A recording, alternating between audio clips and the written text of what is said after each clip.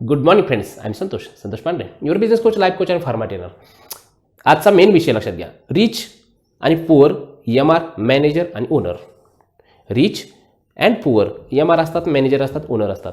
आता हा रिच आणि पुअरमध्ये हा भेद का पडला? गेल्या 20 वर्षाच्या करिअरमध्ये मी MR बरोबर फिरलेलो आहे, मॅनेजर बरोबर फिरलो आहे, ओनर बरोबर फिरलो आहे, भरपूर लोकांबरोबर फिरलो. लक्षात घ्या, त्यात रिच पण होते, पुअर पण होते. याच्यामध्ये नक्की गफलत काय समजून घेतोय आपण फक्त बघ. लक्षात घ्या, आता कुठल्याही MRला बेसिक पेमेंट कमीत कमी 40,000 असलं पाहिजे, हे माझं वैयक्तिक मत आहे. लक्षात घ्या, आमच्या काही कंपनी आहेत की आम्ही त्या दिशेने चाललेलो आहे की ज्या MRला कमीत कमी 40,000 बेसिक दिलं जाईल. ह्या पद्धतीने काम, त्या ठिकाणी सेल पण तसं आहे. लक्षात घ्या, त्या ठिकाणी कंपनी पण श्रीमंत बनत चाललेली आहे. परंतु दुसरा विषय, काही कंपनी अशा आहेत की ज्या सध्याला बाकीकडे बघतोय. लक्षात घ्या की त्या कंपनी पोर आहेत, त्या MRला मी कशी पगार कमी करू? साहजिक आहे साहेब. लक्षात घ्या, तुम्ही MRचे पगार कमी करायला गेलात तर तुमचंही पेमेंट कमी होणार आहे. लक्षात घ्या, तुम्ही तुमच्या MRला तेवढं समृद्ध करा, तुमची कंपनी समृद्ध होईल. आता अडचण अशी आहे यामध्ये. लक्षात घ्या, काय ओनर लोक काय म्हणतात की MRला समृद्ध करण्यामध्ये आमचं फार लॉस होतोय, 100% लॉस होतोय. परंतु त्या ठिकाणी तुम्ही तुमच्या MRला कुठल्या पद्धतीने डेव्हलप केलं पाहिजे, त्याच्याबरोबर तुमचीही प्रगती करण्यासाठी तुम्ही कुठल्या पद्धतीने डेव्हलप झालं पाहिजे, एक 7 पॉईंटमध्ये मी डिवाइड करून देतो तुम्हाला. लक्षात घ्या, पहिली गोष्ट, रिच MR असो, मॅनेजर असो किंवा हे असो, मॅनेजर असो, कोणी का असेल. लक्षात घ्या, कुठल्याही मॅनेजरचे पगार कमीत कमी 60,000च्या पुढे पाहिजे बेसिक. लक्षात घ्या, बेसिक 60,000 पुढे पाहिजे. MRचं पेमेंट कमीत कमी 40,000 पाहिजे आणि कुठल्याही कंपनी ओनरचं पेमेंट पर मंथ त्याला 3 लाख रुपये कमीत कमी मिळले पाहिजेत. अशा पद्धतीने जर तुमचा प्लॅन असेल, लक्षात घ्या, अशा पद्धतीने तुमचा प्लॅन असेल, शुअर चेष्टा करत नाही साहेब. लक्षात घ्या, कंपनी रिच बनत चाललेली आहे ह्याचा अर्थ निघेल. आता रिच आणि पोअर ह्याच्यामध्ये नक्की मेन दोरी काय आपण समजून घेऊया. पहिली गोष्ट, पोअर MR किंवा पोअर पीपल आपण ह्या ठिकाणी म्हणूया. पीपलमध्ये MR येतात, मॅनेजर येतात, ओनर येतात. पोअर पीपलमध्ये काय नक्की घटना घडते? पोअर पीपल हे कायमस्वरूपी TV वॉचिंग जास्त करतात, पहिला विषय. लक्षात घ्या. आणि दुसरी गोष्ट, जे रिच MR आहेत, मॅनेजर आहेत, ओनर आहेत, ते कायमस्वरूपी रिडिंग करतात. नक्की रिडिंग कुठलं केलं गेलं पाहिजे? लक्षात घ्या, थोडा व्हिडिओ मोठा करतोय. लक्षात घ्या, आज कमी कमी 7 मिनिटाचा व्हिडिओ करतोय, पण ह्यामध्ये समजून घ्यायची गोष्ट आहे की नक्की वाचायचं काय. साहेब, तुम्ही सेल्स लाईनमध्ये काम करता, सेल्स अँड मार्केटिंगमध्ये काम करता, तर त्या रिगार्डिंगच तुम्ही वाचलं पाहिजे, त्याशिवाय तुमचा इन्कम वाढणार नाही. उपनिषेधे, कुठले वेद वाचून किंवा बाकीच्या काही गोष्टी वाचून तुमचं इन्कम वाढणार नाही. हा जर त्याच्या रिलेटेड असेल 100% वाचा, माझं दुमत नाही. लक्षात घ्या, परंतु तुमचं वाचन हे तुमचं कायमस्वरूपी तुमच्या बिझनेसच्या रिगार्डिंगच असावं. लक्षात घ्या, हे वॉचिंग तुमचं असलं पाहिजे. लक्षात घ्या, तुमचं हे जे कादंबरी वाचून हे काय होत नाही. लक्षात घ्या, तुमच्या बिझनेसच्या रिगार्डिंगच वाचलं गेलं पाहिजे, पहिला विषय. दुसरा विषय, MR लोक, मॅनेजर लोक काही करतात, जास्तीत जास्त वेळ म्हणजेच पैसा असं समजतात. 100% वेळ म्हणजे पैसा आहे, 100%. परंतु त्याचं बेस हा कायमस्वरूपी मी एवढे तास केम केलं, मला एवढे पेमेंट मिळलं पाहिजे. साहेब, मानसिकता चुकीची आहे. परंतु रिच लोक काय विचार करतात? लक्षात घ्या, काय बेस ऑन रिझल्ट, ते रिझल्ट बेसवर काम करतात. माझा रिझल्ट बघ, मग मला पेमेंट दे. हा बेस, हे रिच लोकांचं कायमस्वरूपी लक्ष नसतं. लक्षात घ्या, या पोर लोक काय स्वरूप करतात? मी दिवसातून 5 तास काम केलं, मला एवढे पगार पाहिजे. साहेब, टाईमवर काम करू नका. लक्षात घ्या, तुम्ही टायमिंग गाठून जर एवढं काम करायला लागला तर साहेब अडचण येईल. लक्षात घ्या, हे पोर लोकांचं लक्ष नाही. आता दुसरी गोष्ट, रिच लोकांचं लक्षण काय असतं? तर असतं कायमस्वरूपी रिझल्ट बेसवर काम करतात. ते टायमिंग हा विचार करतात, किती वेळ झाला काय विचार करतात, फक्त एक रिझल्ट देतात, की बस एवढी गोष्ट खरीच आहे. लक्षात घ्या. तिसरी गोष्ट, पोर लोक कायमस्वरूपी ब्लेम करतात, हे माझं काम नाही आहे, हे त्या कंपनीचं काम आहे, माझा काही संबंध नाही याच्याशी. लक्षात घ्या, आज मला हॉलिडे पाहिजे किंवा आज मला हे पाहिजे ते पाहिजे, असं एक ब्लेम करतात किंवा दुसऱ्याला दोष देतात. रिस्पॉन्सिबिलिटी कुठल्याही प्रकारची घेत नाही. परंतु रिच लोक हे कायमस्वरूपी रिस्पॉन्सिबिलिटी घेतात, फेल्युअर स्वतःवर घेतात. रिस्पॉन्सिबिलिटी कायमस्वरूपी घेतात आणि दुसरी गोष्ट स्वतःवर फेल्युअर घेतात. ह्या अर्थाने लोक ते काम करतात. लक्षात घ्या, that is the rich mentality. लक्षात घ्या, शेवटचा पॉईंट फार महत्त्वाचा आहे MR ओनर मॅनेजरसाठी. एक दुसरा पॉईंट घेतो. लक्षात घ्या, MR लोक किंवा जी पोर लोक आहेत ते कायमस्वरूपी फोकस ऑन सेव्हिंग. लक्षात घ्या, परंतु रिच लोक इन्व्हेस्टिंगवर सेव्हिंग करतात आणि माझं इन्व्हेस्टिंग कसं वाढेल ह्या गोष्टीवर फोकस करतात.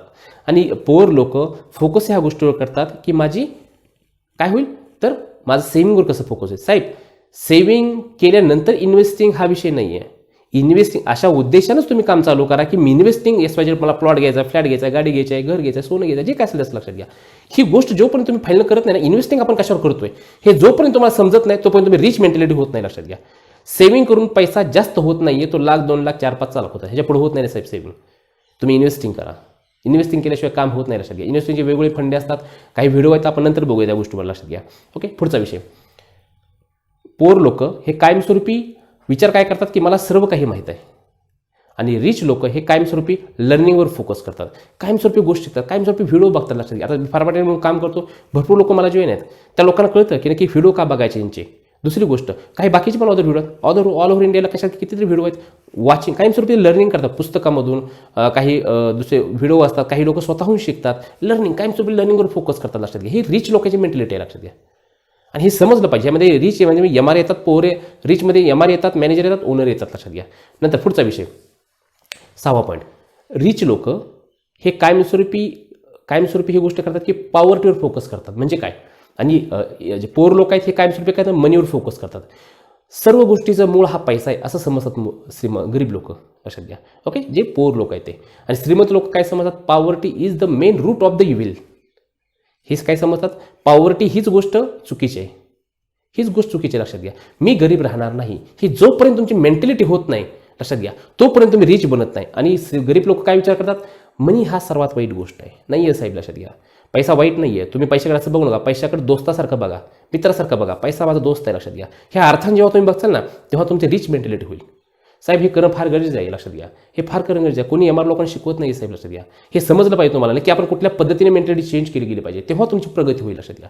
आणि लास्ट सर्वात बेस्ट पॉईंट लक्षात घ्या, काय, पोर लोक कायमस्वरूपी लॉटरी मेंटॅलिटीवर काम करतात. लॉटरी मेंटॅलिटी म्हणजे काय, लॉटरी मेंटॅलिटी. आणि श्रीमंत लोक कशावर काम करतात, ॲक्शन मेंटॅलिटीवर काम करतात.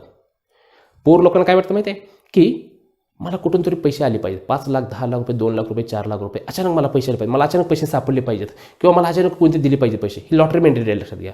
आणि श्रीमंत लोक हे कायमस्वरूपी काय कशावर फोकस करतात, ॲक्शन मेंटॅलिटी.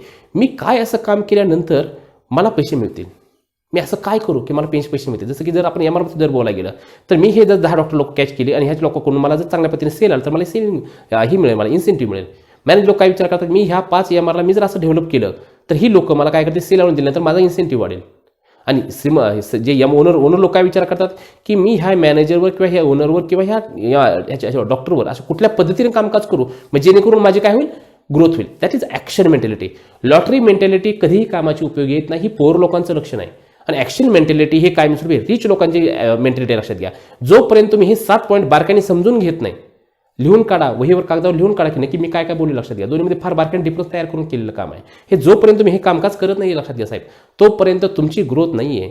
रिच मेंटॅलिटी ज्या अर्थाने तुम्ही विचार करता त्याच पद्धतीने कामकाज करते. कोणताही विचार ही एक वस्तू आहे आणि ती वस्तू तुम्ही कशी पद्धतीने हँडल करता त्याच्यावर तुमचा इन्कम डिपेंड आहे. विचार हीच तुमचा इन्कम आहे. लक्षात घ्या, ह्या गोष्टींनी जेव्हा तुम्ही कामकाज करता तेव्हा तुमचे इन्कम वाढण्यासाठी फार पद्धतीने ग्रोथ होईल.